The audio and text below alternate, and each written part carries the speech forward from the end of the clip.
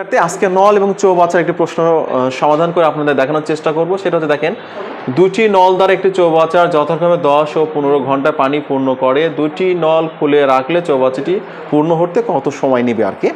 তো এখানে বোর্ডে আমরা একটি চৌবাচ্চা দাঁড় করিয়েছি। দেখেন, সেটা হচ্ছে যদি আমরা এই নল দিয়ে পানি পূর্ণ করি, এটা যদি বন্ধ রাখি, তবে সেক্ষেত্রে আমার সময় লাগবে হচ্ছে 15 ঘন্টা। বাট এটা যদি বন্ধ রাখি আর এটা যদি চালু রাখি, তবে সেক্ষেত্রে লাগবে 10 ঘন্টা। কিন্তু বিষয়টা হচ্ছে দুটি নলই খোলা থাকবে।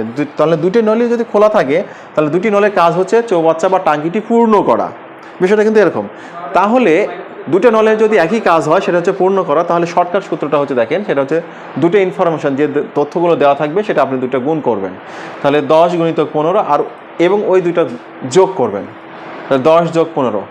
এরপর এই দুটো কাটাকাটি করলে 6 ঘন্টা। আশা করি বিষয়টা বুঝছেন, এটা শর্টকাট। আর লিখিতর যদি প্রয়োজন হয় তাহলে অবশ্যই নক করবেন, জানাবেন। আমরা সহজ ভাষায় আপনাদেরকে লিখিতটা বোঝানোর চেষ্টা করব।